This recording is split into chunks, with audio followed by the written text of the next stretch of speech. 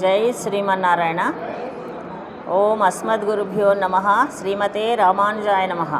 అనాఘ్రతావద్యం బహుగుణపరిణాహి మనసో దుహానం సౌహార్దం పరిచితమివాథాపి గహనం పదానాం సౌభ్రాత్రాదనిమిషనిషేవ్యం శ్రవణయోః త్వమేవ శ్రీర్మహ్యం బహుముఖయ వాణీ విలసితం తర్కత్రయంతమర్మజ్ఞం ప్రబోధనపరాయణం జిజ్ఞాసుజన జీవాతుం శ్రీరంగార్యగురుం భజే.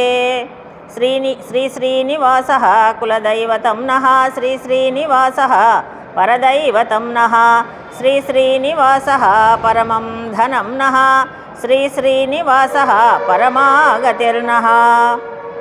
ఓం అస్మద్గురుభ్యో నమః. శ్రీమతే రామానుజాయ నమః. ప్రియ భగవద్బంధువులారా, ఈనాడు 18వ పాశురం.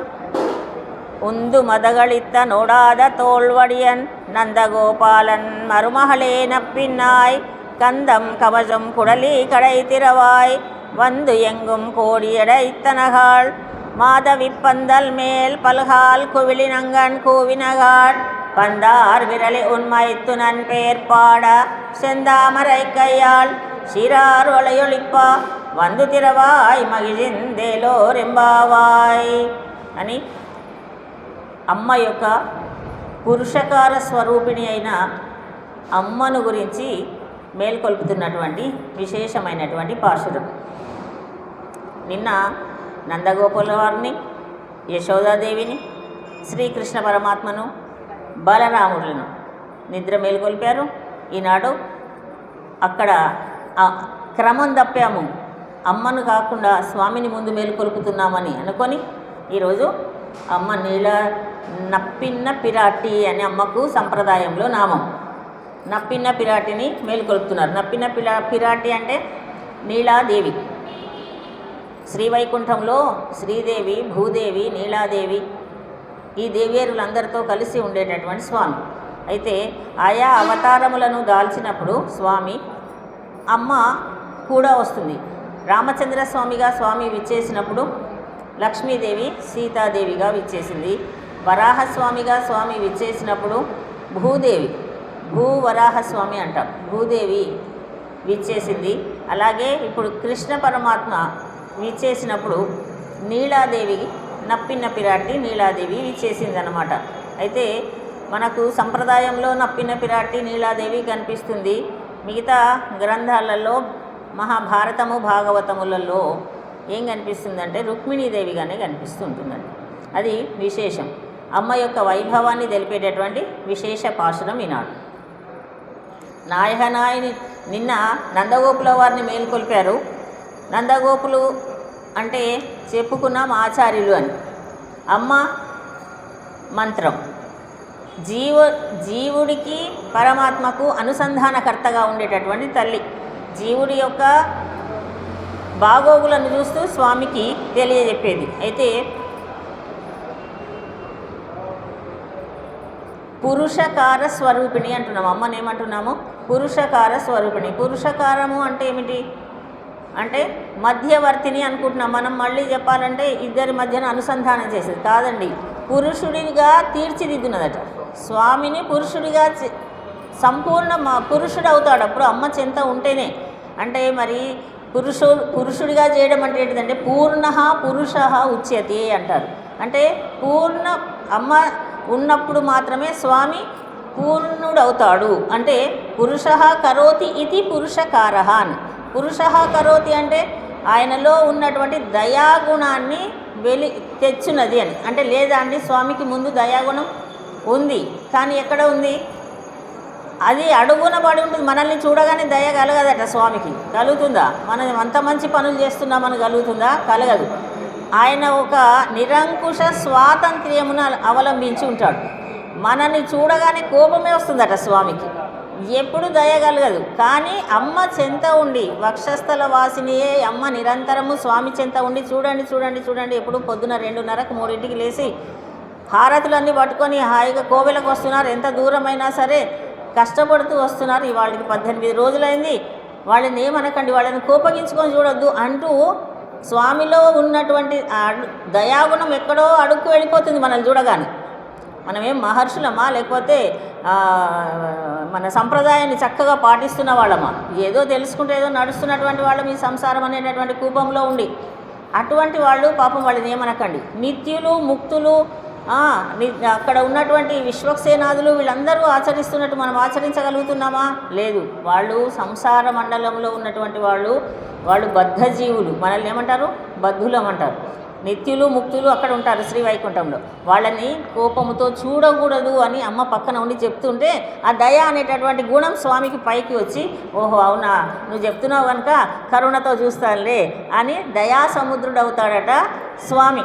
అటువంటి దయా గుణము కలిగినటువంటి తల్లి లక్ష్మీదేవికి శ్రీ అని పేరు. శ్రీ అంటే శ్రీయతే శ్రావయతీతి అని పేరు. ఏం చేస్తుంది అంటే స్వామి చెంత ఉండి మన యొక్క మొరలను వింటుంది, వెంటనే స్వామికి తెలియజేస్తుంది. అందుకని అమ్మ ద్వారా వెళ్ళాలని మనము ఆరాధించేటప్పుడు శ్రీమన్నారాయణుని ఆరాధించాలని. శ్రీమన్ అంటే లక్ష్మీదేవితో కూడుకున్నటువంటి శ్రీమన్నారాయణుని ఒక్క అమ్మవారిని ఆరాధించరాదు, ఒక్క స్వామిని ఆరాధించరాదు. ఇద్దరిని ఉంచుకొని లక్ష్మీనారాయణ పూజ అనేటటువంటిది మనకు సంప్రదాయం. ఒక్క స్వామినే కొలిసినటువంటి శూర్పణఖ నష్టపోయింది. ఒక్క అమ్మనే కావాలని తీసుకుపోయినటువంటి రావణాసురుడు నష్టపోయాడు. అందుకని ఇవి తగవు, ఇవి కూడదు అని తెలియజెప్పేటటువంటి విశేష భాషణం. స్వామిని మనలో దోషాలు ఎన్ని ఉన్నా భగవద్గీతలో శ్రీకృష్ణ పరమాత్మ తెలియజేశాడు. ఏం చెప్పాడు అంటే, ఎన్ని దోషాలున్నా సరే అనన్య భక్తితో నన్ను పూజించిన వాళ్ళు, నన్ను కొలిచిన వాళ్ళకు, అనన్య భక్తితో నన్ను నమస్కరించిన వాళ్ళను కాపాడి రక్షిస్తాను అని నీవే భగవద్గీతలో తెలియజేశావు కదా. నీవు చెప్పిన మాటనే స్వామి స్వామి గుర్తు చేస్తుందన్నమాట. నువ్వు ఆనాడు చెప్పావు కదా కురుక్షేత్ర సంగ్రామంలో అర్జునునికి ఏమని తెలియజేశావు? అనన్య భక్తితో నాకు నమస్కరించి శరణు అంటే చాలన్నావు. వీళ్ళందరూ అనన్య భక్తితోనే వస్తున్నారు నీ చెంతకి, ఇప్పుడు వాళ్ళని కోపంతో చూడకు అని మన వైపు నుండి స్వామికి మనకు ఉన్నటువంటి పాప రాశిని తొలగించడానికి స్వామి యొక్క దృష్టి మన పైన పడేటట్టు చేస్తుందట. అది అమ్మ యొక్క గొప్పతనం. అందుకని అమ్మకి ఏమని పేరు? పురుషకార స్వరూపిణి అని పేరు. స్వామిలో ఉన్నటువంటి దయాగుణాన్ని వెలికి తెచ్చి స్వామికి మన యందు దయను కలిగించేటటువంటి తల్లి. అందుకనే మనకు లక్ష్మీ సహితుడైన నారాయణునే మనం ఏమంటాం? శ్రీమన్నారాయణుడు అంటే అర్థమేమి? శ్రీమత్ విడదీస్తే శ్రీమత్ అంటే లక్ష్మీదేవితో కూడి ఉన్నటువంటి నారాయణుడు. అటువంటి నారాయణునే మనం పూజిస్తాం. అయితే ఉందు మదగళిత్త నోడాద తోల్వడియన్, ఉందు మదగళిత్తన్ ఓడాద తోల్వడియన్ మరుమహళే నప్పిన్నాయి అని పిలుస్తున్నారు. నందగోపాలన్ మరుమహళే నప్పిన్నాయి. మదము స్రవించినటువంటి ఏనుగులు అనేకము కలిగినటువంటి వాడట నందగోపాలుడే. మళ్ళీ నందగోపుడినే ఈరోజు మళ్ళీ కొలుస్తున్నారు. మొట్టమొదటి నిన్న కూడా నందగోపుడినే. ఏమని? అంబరమే తన్నీరే షోరే అనేకంగా దాన ధర్మాలు చేసిన వాడని. ఈరోజు కూడా నందగోపుడినే కొలుస్తూ ఉన్నారు. ముందుగా ఉందు మదగళిత్తన్ ఓడాద తోల్వడియన్ నందగోపాలన్ మరుమహళే నప్పిన్నాయి. నందగోపాలుడి యొక్క కోడలైనటువంటి ఓ నప్పిన పిరాటి మేల్కోమ్మ అని. ఎందుకండి మళ్ళీ నందగోపాలుని అంటున్నారు అంటే, ఈ నప్పిన ఎవరు? నప్పిన పిరాటి అనేటటువంటి ఆవిడ యశోదాదేవి యొక్క సోదరుడైనటువంటి కుంభుని యొక్క కుమార్తె. వీళ్ళ దగ్గరే పెరిగింది చిన్నప్పటి నుండి. మేనకోడలు, యశోదాదేవికి మేనకోడలు. అందుకని ఇక్కడే ఉంది. తర్వాత శ్రీకృష్ణ పరమాత్మకు పట్ట మహిషి. అందుకని కోడలు కదా నందగోపాలుడికి.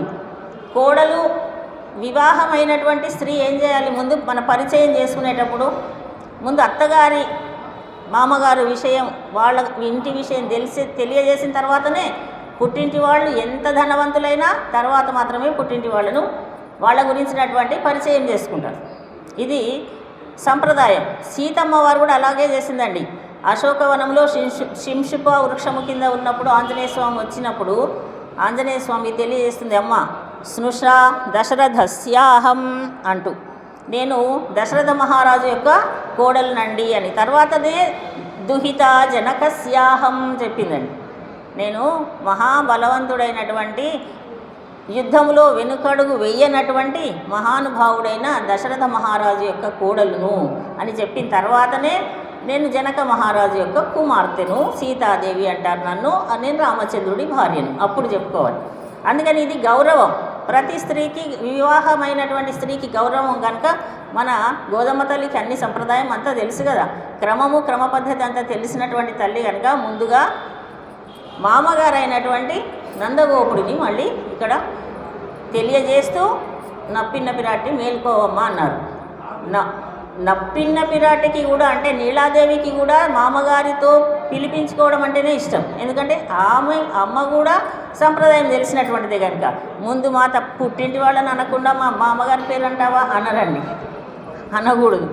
అందుకని ముందు మదగళిత్తనోడాద తోల్వడియన్ నందగోపాలన్ మరుమహళే నప్పినాయని మేల్కోమ్మ అన్నారు. కందం కమజం కుడలి కడై తిరవాయ్ వందు ఎంగుం కోడి ఎడైత్తనహాళ్. అమ్మగట కొప్పు వేసుకొని కొప్పులో అనేకమైనటువంటి సుగంధ భరితమైనటువంటి పుష్పములను ధరించి ఉందట. అయితే అమ్మ యొక్క కేశ సంపదను వర్ణిస్తున్నారు ఇవాళ. సుగంధ భరితమైనటువంటి తైలములతో అలంకరించబడినటువంటి కేశ సంపద సువాసన కలిగి ఉందమ్మా, నీవు మేల్కో అంటున్నారు. సువాసన కలిగినటువంటి కొప్పు కలిగినటువంటి దానా అని అర్థం. అటువంటి అమ్మ మేలుకో, నందుని కోడలా మేలుకో అన్నారు. వందు ఎంగుం కోడి ఎడైత్తనగాళ్. నందుని కోడల అంటే రేపల్లెలో కృష్ణ పరమాత్మ వచ్చిన తర్వాత ప్రతి గోపిక నందుని కోడలనే అనుకుంటుంది. నందుని కోడలు అంటే నేనే అనుకుంటున్నారు కదా, అందరికీ కృష్ణ పరమాత్మ మాకు కావాలి అంటున్నారు కదా, నేనే అని నన్నే పిలుస్తున్నట్టు ఎట్లా అనుకోవాలి అని మాట్లాడకుండా ఉంది అమ్మ. అప్పుడు అంటున్నారు వందు ఎంగుం కోడి ఎడెత్తన కందం కమలం వందు ఎంగుం కోడి ఎడెత్తనగాళ్. అమ్మా ఇంకా తెల్లవారింది అనడానికి మళ్ళీ గుర్తులు చెప్తున్నారండి. కోళ్ళన్నీ కూడా తెల్లవారింది అనడానికి గుర్తు ఏమిటి? కోళ్ళు అరుస్తూ ఉన్నాయి అంతేనా. కోళ్ళు ఎప్పుడు వాటికి ఏదో ఏ పిల్లి కానీ ఏదో వస్తే అవి చెదిరిపోయి ఆ గంపలో నుండి బయటకు వచ్చి అరుస్తాయి, అది సహజము, ఇంకప్పుడే తెల్లవారలేదు అంటుందట అమ్మ. అంటే ఇంకొక గుర్తు చెప్తున్నారు. మాధవి పందల్ మేల్ పల్హాల్ కువిలి నంగన్ కూవినఘాళ్. మాధవి పందిరి అని మాధవి లతలు ఉంటాయండి, అందమైనటువంటి లతలు. ఆ మాధవి లతల పైన కోకిలలు కూడా గానం చేస్తున్నాయండి. కోకిలలు గానం చేయడము, కోడి కూయడము, ఇవి రెండింటిని ఎందుకు తెలియజేస్తున్నారు అంటే కోడి కూతలు అంటే ఏమిటి అంటే ఈ సంసార మండలంలో ఉన్న సంసారులు మనం ఎప్పుడు లేచిన వెంటనే అరుస్తుంటాయి కదా కోళ్ళు, మనం కూడా అట్లా. మరి కోకిలలు అంటే సర్వసంగ పరిత్యాగులు, చాలా నిదానంగా ఉంటారు. ఎప్పుడు కూయాలో అప్పుడే కూస్తారు, మిగతా సమయాలలో మౌనం పాటించి ఉంటారు. ఎంత అవసరమో అంతే మాట్లాడేటటువంటి మహానుభావులు కోకిలతో సమానం. అయితే సంసారంలో తప్పదు, మనం మాట్లాడుకోవడం తప్పదు కదా. పొద్దున్న లేస్తే అనేకమైనటువంటి పనులు, ఆ పనులలో మనం ఏదో ఒకటి మాట్లాడుకోవాలి, పిల్లల్ని పిలవాలి, వాళ్ళని తయారు చేయాలి, కార్యస్థలాలకు పంపిస్తూ ఉండాలి. దానికోసమని మాట్లాడక తప్పదు ప్రతి గృహిణికి కూడా కదా. ఇంట్లో ఉండే వాతావరణం అదే. పొద్దున్న లేవగానే పిల్లలందరినీ మేల్కొల్పడం దగ్గర నుంచి మాట్లాడకుండా ఉండగలదా ఒక మహిళ? గృహిణి ఉండలేదు. అందుకని చెప్తున్నారు మాధవి పందల్ మేల్ పల్ఘాల్ కువిలి నంగన్ కూవినఘాళ్. కోకిలలు అంటే ఇక్కడ భగవద్ జ్ఞానులండి, జ్ఞాన సంపద కలిగినటువంటి మహానుభావులు. అందుకని వాళ్ళు ఏం చేస్తారు? భగవంతుని యొక్క జ్ఞానాన్ని అందరికీ పంచడానికి చూస్తారు. జ్ఞానులు ఎప్పుడు కూడా వాళ్ళ దగ్గర ఉన్న సంపదను దాచుకోరండి. విద్య అనేది దాచుకుంటే పెరుగుతుందా, ఖర్చు చేస్తే పెరుగుతుందా? విద్యను ఖర్చు చేస్తే పెరుగుతుంది కదా. అందుకని జ్ఞానులైనటువంటి వాళ్ళు ఏం చేస్తారు? దాన్ని ఖర్చు చేస్తూ ఉంటారు. విద్యా నామ నరస్య రూపమధికం ప్రచ్ఛన్న గుప్తం ధనం విద్యా భోగకరీ యశస్సుఖకరీ విద్యా గురూణాం గురువు అన్నారు. విద్య అనేటటువంటిది ఏమిటంటే గురువులకే గురువు అండి. విద్యా విదేశగమనే బంధుజనుడు. విదేశాలకు వెళ్ళినప్పుడు విద్యనే మనకు బంధువు అండి. అక్కడ అంటే విద్యావంతులు ఏం చేస్తారు? అన్ని భాషలు నేర్చుకొని ఉంటారు. విదేశాలకు వెళ్ళినప్పుడు ఆ భాషను కూడా మాట్లాడగలుగుతారు. అందరికీ బంధువు అవుతారు. ఎప్పుడు బంధువు అవుతారు? ఎవరైనా మనం మాట్లాడినప్పుడు బంధువు అవుతారు. ఏమోలే మనకేంటి అని మోఖం అక్కడి నుంచి వాళ్ళు వస్తే ఇటు తిప్పినాం అనుకోండి, ఎవరు మనకు బంధువులు గారు, స్నేహితులు కూడా గారు కదా. అందుకని ఈ జ్ఞానులైనటువంటి మహానుభావుల వంటివి కోకిలలు అని సంసార మండలంలో ఉండి వారు చేయవలసినటువంటి నిత్య నైమిత్తిక కర్మల మీదనే దృష్టి ఉంచేటటువంటి సంసారులు కోకిలల్లా ఇక్కడ వర్ణించి చెప్తారు. అయితే ఈ కోళ్ళు ఏమో పూర్వాచార్యులాగా వర్ణిస్తారండి. అనేక విశేష అర్థాలు. కోళ్లను మనకు పూర్వాచార్యులు ఏం చేశారండి, మనకు భగవద్ జ్ఞానాన్ని అందించి ఉన్నారు. పూర్వాచార్యులు చెప్పిన తర్వాత మనకు మన ఆచార్యులు, ఇప్పుడున్నటువంటి ఆచార్యులు భగవద్ రామానుజులు. ఎక్కడి నుంచి వస్తుంది మనకు ఆచార్య సంపద? ఆచార్య గురు పరంపర ఎక్కడి నుంచి ఉంది మనకు?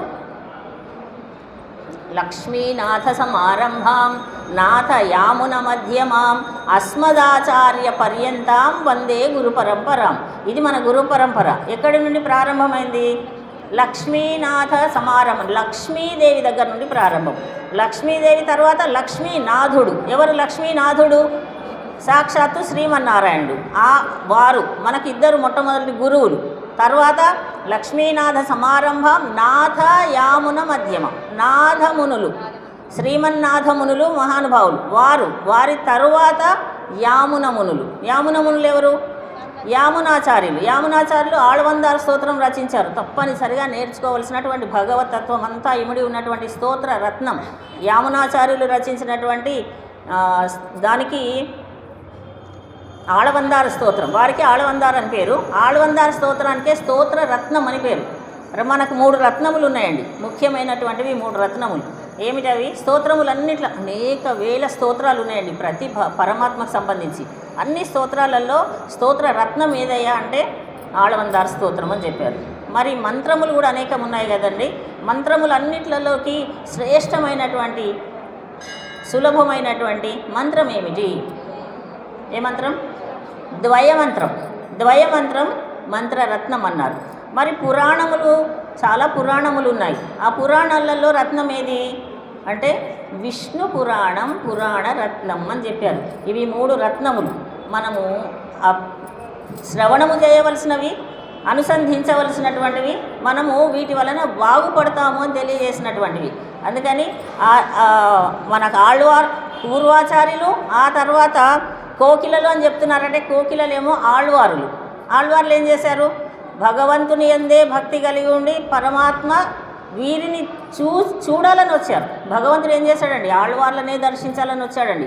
వీళ్ళేం ప్రార్థించలే, హే భగవన్ రావాలి, నువ్వు కనిపించాలి అని ప్రార్థన చేయలే. మహర్షులు ఋషులైతే వాళ్ళ మనోఫలకంలో పరమాత్మను దర్శించాలని ధ్యాన ముద్రలో ఉన్నారు. వీళ్ళు పరమాత్మ యొక్క వైభవాన్ని తలుచుకుంటూ ఉండి వాళ్ళ నడవడిక మొత్తం పరమాత్మ యందే దృష్టి ఉండి ఆహారము కూడా స్వీకరించాలనే ధ్యాస లేకుండా ఉన్నటువంటి ఆళ్వార్లను వాళ్ళని నేను దర్శించాలని వచ్చాడటండి పరమాత్మ. అందుకని నిరంతరము భక్తిలో మునిగి తేలినటువంటి వాళ్ళని ఏమంటారు? ఆళ్వార్లు అంటారు. వాళ్ళు మనకు 12 మంది ముఖ్యం, 10 మంది అనుకుంటాం. తర్వాత 12 మంది ముఖ్యమైన ఆళ్వార్లు ఉన్నారు. ఆళ్వార్లు మనకేం చేశారు? పరమాత్మ యొక్క వైభవాన్ని గానం చేశారు. పెరియాళ్వార్లు ఉన్నారు, ఏం గానం చేశారు? తిరుపల్లాండు గానం చేశాడు. పల్లాండు పల్లాయిరత్తాండు పలకోటి నూరాయిరం మల్లాండ తిండోర్ మణివన్న. అసలు పాడుతుంటే ఆపాలనిపించినటువంటి స్తోత్రం. మనకు అమ్మ గోదమ్మ తల్లి ఆళ్వారు ఏం చెప్పింది? మార్గళి తింగళ్ మది నిరైందనన్నాళాలు నీరాడపోదు. వీరు పాడుతుంటే అప్పుడే అయిపోయింది అనిపించట్లేదా? సేవాకాలం అప్పుడే 18 రోజులు కూడా అయిపోయిందండి అనిపిస్తుంది కదా. అందుకని వాళ్ళు పాడినటువంటి ఆళ్వార్లందరూ పాడినటువంటి భగవంతుని యొక్క గాననామామృతాన్ని ఆపాలనిపించదు. అందులో ఉన్నటువంటి వైభవం అంతా కూడా ఎక్కడి నుండి వచ్చినటువంటి వైభవం? వేదములు, ఉపనిషత్తుల నుండి వచ్చినటువంటి వైభవాన్ని అంతా క్రోడీకరించి మనకి ఇచ్చారు. అందుకని మనందరూ కూడా చక్కగా తిరుపావై కూడా చూడకుండా చక్కగా చెప్పేస్తున్నారు.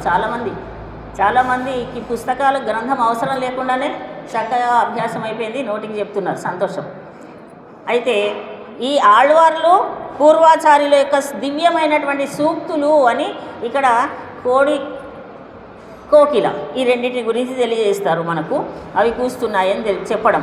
పురుషకార స్వరూపిణి అయినటువంటి అమ్మ గురించి చెబుతూ ఇన్ని విషయాలు మనకి ఈ పాశ్రం ద్వారా అందించారు. పందార్ విరలి ఉన్మైత్తు నన్ పేర్పాడా. చూసారటండి మెల్లగా. చూస్తే అమ్మ చేతిలో ఏముందో ఒక బంతి ఉందట. బంతిని పట్టుకొని ఉంది అంటే స్వామితో ఆడి ఉండవచ్చు. బంతి ఆట ఆడతారు కదండి, స్వామి అమ్మవారు ఆడి బంతి ఎవరి చేతిలో ఎక్కువసేపు పట్టుకుంటే వాళ్ళు గెలిచినట్టనే ఆట కావచ్చు. అందుకని అమ్మ చేతిలోంచి బంతిని వదిలేడండి. స్వామి ఓడిపోతున్నాడు, అమ్మ వదిలిపెట్టడం లేదు. పందారు విరలి ఉన్మైతునన్ పేర్పాడా. మీ మీ బావ యొక్క పేరును పాడడానికి వచ్చాం. మేనబావ కదండి. పూర్వము మేనబావ అన్న మేనమామలు అన్న చాలా ఆప్యాయత ఉండేది. అట్లా మీ మేనబావను గురించి మేము పాడుతూ ఉంటే విని లేచి రావాలి కానీ ఇంకా రావడం లేదు అన్నారు. పందారు విరలి అంటే బంతిని చేతిలో ఉంచుకున్నదాన్ని, ఎర్రని పద్మముల వంటి హస్తములు అమ్మవి, ఆ చేతిలో బంతిని పట్టుకుంది అంటే అర్థం ఏమిటి అంటే ఈ సర్వ జగత్తు ఒక బంతిలా, చివర ఒక బంతిలాగా చేసి ఈ బ్రహ్మాండాన్ని అంతటిని కూడా మన అమ్మ చేతిలో అలా ఉంచుకుంటుందట. బంతి ఆట అని వివాహ సమయంలో నూతన వధూవరులకు కూడా ఆడిస్తారా బంతులాట అనే పేరుతో. ఎందుకు ఆడిస్తారు? ఇందుకే అమ్మవారు ధరించి ఉంది కనుకనే ఆడిస్తారు. దాంట్లో ఏమిటి ఆంతర్యం ఏమిటి? ఆడించడం అంటే బంతిని వేస్తూ నూతన వధూవరులు ఆ బంతి ఆట ఆడడం వల్ల అమ్మాయి ఎలా పట్టుకుంటోంది, దాన్ని ఎక్కువసార్లు ఓడిపోతుందా గెలుస్తుందా, దాన్ని బట్టి ముందు జీవితంలో ఎలా ఉంటారు వీళ్ళు, ఈ అమ్మాయి ఒద్దిక కలిగిందేనా, సంసారాన్ని నెగ్గుకు రాగలుగుతుందా, ఇన్ని విషయాలు గ్రహిస్తారట పెద్దలు. అందుకని అది ఏర్పాటు చేశారు. మనం ఇప్పటి భాషలో చెప్పుకోవాలంటే బాడీ లాంగ్వేజ్ అంటున్నారు కదా, అది తెలుస్తుంది అని అదొక విశేషమైనటువంటి ఆటగా బంతులాటను పెడతారు. అలా అమ్మను కొలుస్తున్నారు. ఉన్మైతునన్ పేర్పాడా, నీ బావ యొక్క నామాన్ని పాడుతున్నామమ్మా. పరమాత్మ సాక్షాత్తు శ్రీకృష్ణ పరమాత్మగా నీ చెంత వచ్చి నీ దగ్గర ఉంటే నీవు ఇంకా మేల్కొనడం లేదు అని. సెందామరక్కయ్యాళ్, సరే ఏం చేయాలి అంటే నీ సెందామరక్కయ్యాళ్ షీరార్ వజయొలిప్ప, ఎర్ర తామరల వంటి చేయి, ఆ చేతిని సౌందర్యంగా వంచి ఆ గడియ తీసి రావాలి. ఇంకా చెప్తున్నారు, గడియ తీసి వచ్చేటప్పుడు తలుపు తెరుచుకొని రామ్మ, మీరే వచ్చేసేయండి లోపలికి అందటండి. అమ్మ పిల్లలను ఎప్పుడు రావద్దు నువ్వు ఇక్కడికి అంటుందండి, అనదు. వాత్సల్యమూర్తి అమ్మ. వాత్సల్యం అంటే ఏమిటి అర్థం? మళ్ళీ వాత్సల్యం అంటే ఏమిటి? దయ అంటే దయా వాత్సల్యం రెండిటికి భేదం ఉందండి. దయ అంటే ఎవరన్నా బాధపడుతూ ఉంటే వాళ్ళ యొక్క బాధను చూసి వాళ్ళ బాధ తొలగిపోయేంత వరకు మనం దుఃఖిస్తూ ఉండడం. వాళ్ళ బాధను చూస్తే మనకు దుఃఖం వచ్చేసి ఏడుపు వచ్చేస్తుంది, అది దయ. మరి వాత్సల్యం అంటే తన కుమారుడండి ఒక బురదలో పడిపోయాడు, చిన్న పిల్లవాడు. తల్లి ఏం చేస్తుంది? పక్క నుండి ఒక కర్ర ముక్కతో తీస్తుందా? పిల్లవాడిని తీయదు కదా, తాను దిగుతుందండి బురదలో. తాను బురదలోకి దిగి నిల్చొని అరే ఇందులో పడిపోయావా అని తీస్తుంది. ఇది తీసి మళ్ళీ అంతా శుభ్రం చేస్తుంది పిల్లవాడిని. పాక్కుంటూ వెళ్ళి బురదలో పడ్డాడు అనుకోండి, తీస్తారు కదా, అది వాత్సల్యం. వత్స అంటే ఆవు యొక్క దూడ అండి, లేగ దూడకు వత్స అని పేరు. ఆవు దూడ పుట్టగానే ఏం చేస్తుంది? మన గ్రామీణ వాతావరణం తెలిస్తే మనకి తెలుస్తుంది, మనకి ఇప్పటివరకు తెలుసు, మన పిల్లలకైతే అవకాశం లేదు. దూడ పుట్టగానే ఆవు ఏం చేస్తుందంటే దానికి ఉన్నటువంటి అదంతా నాలుకతో తీసేస్తుందండి. చేయొచ్చా? అట్లా చేస్తుంది. అంత వాత్సల్యమూర్తి అండి అమ్మ కూడా, అంత వాత్సల్యం కలిగినటువంటిది ఆ తల్లి. మేము తీయము గడియ, నీవే ఆ గడియ తీసి రావాల్సింది. గడియ తీసేటప్పుడు కూడా చేతి నిండా గాజులు ఉంటాయి కదా, ఆ గాజులని గడియ తీసేటప్పుడు గాజులు ముందుకు వెనక్కి కదిలి శబ్దం రావాలి అని చెప్తున్నారు. అంటే గాజులు అందుకనే చేతికి శబ్దము వచ్చేటట్లుగా గాజులు వేసుకోమని చెప్పారు. ఇప్పుడు ఫ్యాషన్ అయిపోయి ఒక్కొక్కటి వేసుకుంటున్నాం, కానీ అసలైతే చేతి నిండా గాజులు ఉండాలి. ఆ శబ్దము కూడా మనకు అష్టాక్షరి మంత్రము ద్వయమంత్రము వలె శ్రేష్టమైనటువంటిది అని. ఆ శబ్దం చెవులకు పడినా కూడా చాలా మంచిది అని.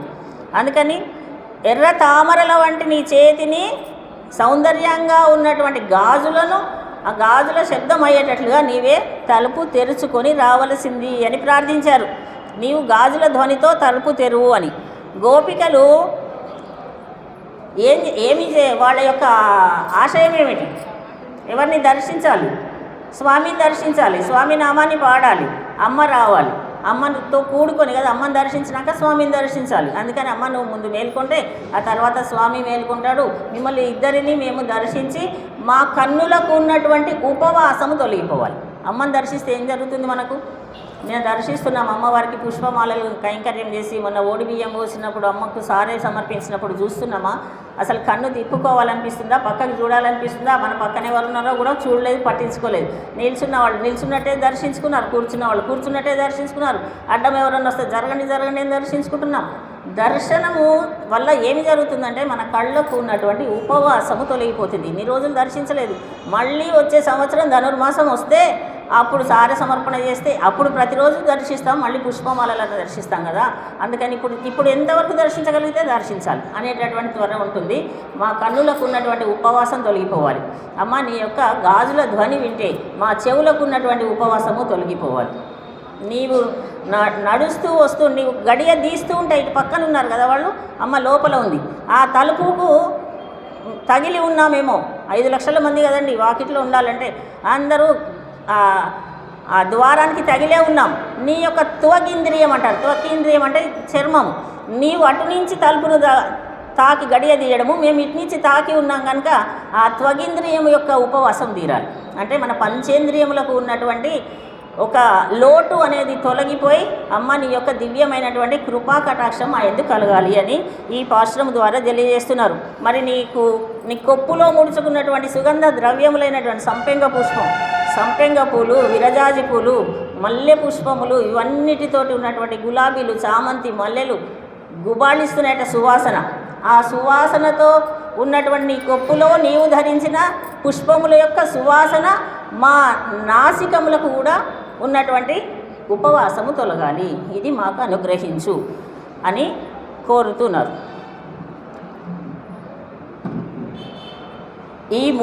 ఈ జ్ఞానం మనకు కావాలని కోరుతున్నారంటే అర్థం ఏమిటి అంటే, అంతరార్థము ఇవన్నీ కోరడం అనేటటువంటిదే మన చెయ్యి అమ్మవారి చెయ్యి, అమ్మకున్నటువంటి గాజులు అవి నిత్య ఆభరణములు కలిగినటువంటివి, నిత్య భగవత్ సంబంధం కలిగినటువంటి హస్తం. అమ్మ హస్తం ఏమిటి? నిత్యము భగవంతునికి భగవత్ సంబంధంతో ఉన్నటువంటి హస్తం కనుక ఆ చేతికి ఉన్నటువంటి గాజులను ధరించింది అంటే, కంకణములను ధరించింది అంటే అర్థమేమిటి అంటే 3 విషయాలు చెప్పుకుంటున్నాం. అనన్యార్హ శేషత్వము, అనన్య శరణత్వము, అనన్య భోగ్యత్వము అని. దానికి ఏమని పేరు? అనన్యార్హ శేషత్వం అంటే నేను నీకే తప్ప మరొకరికి చెందిన దానను కాదు అని స్వామి చింత ఉంటుంది అమ్మ. అనన్య శరణత్వము అంటే నేను పరమాత్మకే భగవంతునికే తప్ప అన్యులకు ఎవరిని శరణు వేడను. అనన్య భోగ్యత్వం అంటే నీవే తప్ప నాకెవరు, ఇంకా అన్యులెవరు భోగ్యముగా అంటే సంతోషముగా అనిపించరు అని. అంటే త్రికరణ శుద్ధి అంటాం. త్రికరణ శుద్ధి అంటే మనోవాక్కాయ కర్మలు అంటాం. మనస్సులో ఏది తలుస్తామో మాటలో అదే వస్తుంది, మాటలో ఏది మాట్లాడతామో చేతలో అదే ఉంటుంది. ఇది త్రికరణ శుద్ధి. త్రికరణ శుద్ధిగా అమ్మను నమ్మినటువంటి వాళ్ళు ఆకారత్రయ సంపన్న అయినటువంటి అమ్మ. ఈ 3 గుణములు అమ్మ దగ్గర ఉంటాయి ఎప్పుడు. ఏమిటి? అనన్య శరణత్వం, అనన్య భోగ్యత్వం, అనన్య శేషత్వం. ఇవి 3 గుణములు ఉన్నాయి కనుక అమ్మని ఏమంటారు? ఆకారత్రయ సంపన్నాం అరవింద నివాసినీం అశేష జగదీశిత్రీం వందే వరదవల్లభాం అని ప్రార్థిస్తాం మనం. ఈ 3 గుణములతో ఉన్నటువంటి తల్లి మాకు ఈనాడు భగవత్ ప్రాప్తికి అడ్డుగా ఉన్నటువంటి పాపములను తొలగించాలి. భగవంతుని దగ్గరికి వెళ్ళడానికి పాపం అడ్డే. పాపం అడ్డుగా ఉంటే ఏ పుణ్యక్షేత్రాలకి వెళ్ళాలనిపించదు, సమయము దొరకదు. అది తొలగిపోతే తొలగించేటటువంటిది ఎవరంటే అమ్మవారు. అమ్మ నీవు తొలగించి భగవత్ ప్రాప్తికి మాకు అవకాశాన్ని కలిగించు అని ప్రార్థన అనమాట. ఇవాళ ఆకారత్రయ సంబంధ జ్ఞానము మనకు తెలియజేసేటివి ఇక్కడ గాజులు అని అంతరార్థం. అయితే విశేషమైనటువంటి పాశురంలో అమ్మ వీళ్ళ ప్రార్థనను విని ఎంత చక్కగా ప్రార్థించిన తర్వాత ఎవరైనా కాదు లేదు వెళ్ళిపోపో అంటారా? అన్నారు కదా. అమ్మ అసలే అన్నది, ఎందుకంటే వాత్సల్యమూర్తి దయాస్వరూపిణి. అమ్మ ఏం చేసింది, మెల్లగా గాజులు శబ్దంతో రావాలన్నట్టుగానే గడియ తీసి వస్తుందట. ఇదే విశేషాన్ని, ఈ విశేష పాశురాన్ని మనకు భగవద్ రామానుజుల చరిత్రలో కూడా వారి విషయంలో తెలుస్తుంది. భగవద్ రామానుజులు ప్రతినిత్యము కూడా తిరుప్పావై అనుసంధానం చేస్తూ వెళ్ళేవారు. వారు సర్వసంగ పరిత్యాగం చేసిన వారు కనుక వారు ఏం చేయాలి, ప్రతినిత్యము భిక్షాటనకు వెళ్ళాలి. ఒక్కొక్క రోజుకు అది కూడా నియమం ఉంటుందండి. ఈ రోజుకి 7 మీరు భిక్షాటన వెళ్ళాలా, 5 వెళ్ళాలి. అట్లా వెళుతూ ఉంటే ఒకరోజు వాళ్ళ గురువు గారు అయినటువంటి పెరియ నంబి గారింటికి వెళ్ళారు. వాళ్ళ ఇంటి దగ్గర నిల్చొని భవతి భిక్షాందేహి అన్నారు రామానుజులు. కానీ వారు నిరంతరము తిరుప్పావైని అనుసంధానమే చేస్తూ ఉంటారు భావ సంయుతంగా. అర్ధభావాలు కూడా వారికి తెలుసు కదా, అలా అనుసంధానం చేసుకుంటూ ఉన్నారు. తిరుప్పావైని అనుసంధానం చేయడం అంటే అర్థం ఏమిటి మనం చెప్పుకున్నాం మొన్నని. తిరుమంత్రాన్ని అధ్యయనం చేసినట్టే, తిరుమంత్రాన్ని మననము చేసినట్టే తిరుప్పావైని మనం మననం చేస్తున్నామంటే తిరుప్పావై అంటే తిరుమంత్ర అర్థము, తిరుమంత్రం. అలా మంత్ర అర్థంతో సహితంగా తిరుప్పావైని అనుసంధానం చేస్తూ ఉన్నారు. అప్పుడు ఈ పాశురం వచ్చిందట వారి మనసులో. పఠిస్తూ ఉంటే ఉందు మదహళిత్త నోడాద అమ్మ భవతి భిక్షాందేహి అని ఉందు మదహళిత్త నోడాద తోల్వడి అన్నంద గోపాలన్ మరుమహళే నప్పినాయ్ కందం కమజం కుడలి కడై తిరవాయు అందు ఎంగం కోడి అనేసరికి అమ్మాయి ఇదే గాజుల శబ్దము చేస్తూ గడియ తీసిందండి. వారి మహాపూర్ణుల వారి అమ్మాయి అత్తుళ్ళాయమ్మ గారు బాలిక. ఆమె కూడా చేతి నిండా గాజులు ధరించడం అప్పుడు బాలికలకు అలవాటు కనుక అదే గాజుల సవ్వడితో గాజుల శబ్దంతో గడియ తీసేసరికి రామానుజులు ఆహా సాక్షాత్తు నీలాదేవియే వచ్చి తలుపు తెరిచింది నా కోసమని నిశ్చేష్టుడయ్యాడు, నమస్కరించాడట. స్వామివారు అద్భుతంగా అప్పటి నుండే మన భగవద్ రామానుజులకు తిరుప్పావై జీయర్ అనే పేరు. అందరూ ఆశ్చర్యపోయారు. అంటే ఒక భావాన్ని, ఒక పాశురం యొక్క భావాన్ని ఎంత లీనమై వారు అనుసంధానం చేస్తున్నారో తెలుసుకోవచ్చు. మనం కూడా వింటున్నాం ప్రతి భావాన్ని. మొదటి పాశురం భావం గుర్తుందా? మీరు మంచివాళ్ళు కనుక మీకు గుర్తుంది, నేనే మర్చిపోయాను. అయితే అలా భావనతో చేసి వారు నిజంగానే నీలాదేవి తన ఎదురుగా నిలిచినట్టుగా భావించారు మన భగవద్ రామానుజులకు అంత ఇష్టమైనటువంటి తిరుప్పావై. అందులో ముఖ్యమైనటువంటి పాశురం ఈనాడు ఉందు మదగళిత్త నోడాద తోల్వడియన్ అని. అయితే నందగోపుడి దగ్గర మదము స్రవిస్తున్నటువంటి ఏనుగులు అనేకము కలిగిన వాడు అని, ఏనుగులు ఉన్నటువంటి ఏనుగులన్నిటినీ కూడా ఎన్ని ఏనుగులు వచ్చినా వాటన్నిటినీ నివారించగలడు అని, యుద్ధంలో వెనకంద వేయకుండా ముందుకు వెళ్ళగలడు అని, వీటన్నిటిని చెప్పడానికే ఉందు మదహళిత్తన్ అంటేనే అర్థం. అది మదము స్రవిస్తున్నటువంటి ఏనుగులు అంటే ఒక మదం అనేటటువంటి కారుతుంటుందట. అంటే ఒక ముసలి ఏనుగులు కాదు, యుక్త వయసులో ఉన్న ఏనుగు బలం ఎక్కువ కదా. కృష్ణ పరమాత్మ భగవద్గీతలో కూడా నేను జంతువులలో ఏనుగుని అనుకున్నాడండి. ఎందుకు ఏనుగు అనుకోవాలి? సింహం ఉంది కదా, కాదు. ఏనుగు చాలా బలమైనటువంటి జంతువు, అందులో చాలా గంభీరం కలిగినటువంటిది. మరి దేవతలందరిలో బలమైన వాడు, గంభీరం కలిగినటువంటి వాడు పరమాత్మ. అందుకనే ఇక్కడ ఏనుగుతో పోల్చి అమ్మవారు మనకు తెలియజెప్తుంది ఇటువంటి మద గజములు.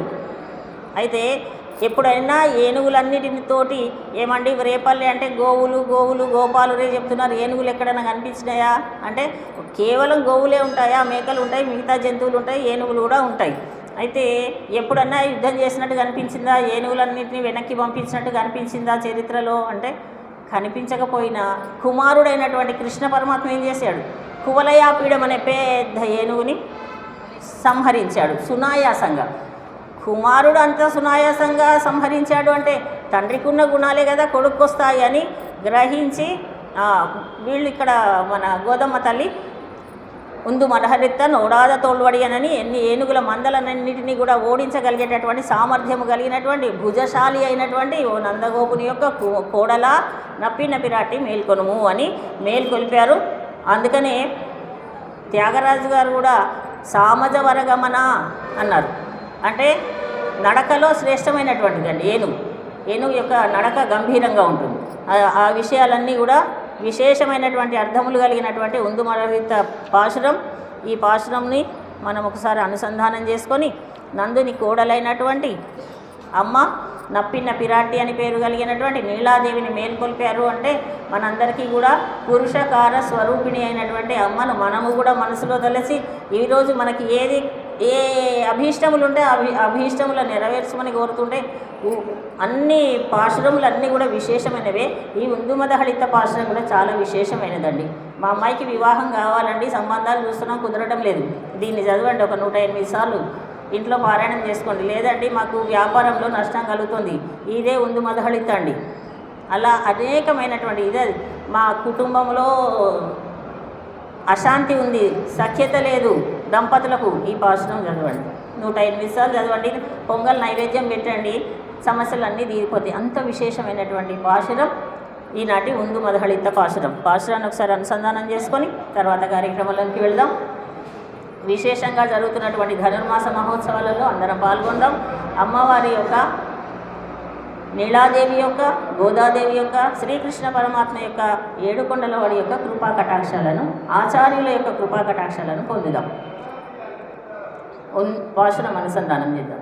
ఉందు మదహళిத்த నోడాద తోళ్వడియన్ நந்தகோபாலன் மருமகளே நப்பின்னாய் கந்தம் கமஜம் குடலி கடை தெருவாய் வந்து எங்கும் கோடியடைத்தனகாள் மாதவி பந்தல் மேல் பல்கால் குவிலி நங்கண் கூவினகாள் பந்தார் விரலி உண்மைத்து நன் பேர் பாடா செந்தாமரை கையாள் சீரார் வளையொழிப்பா வந்து திரவாய் மகிழ்ந்தேலோரெம்பாவாய் कर्कटे पूर्व फल्गुण्यां तुलसी काननोद्भवां पाण्ड्ये विश्वंभरां गोदां वंदे श्रीरंगनायकीं आण्डाळ दिव्य तिरुवडिगळे शरणं.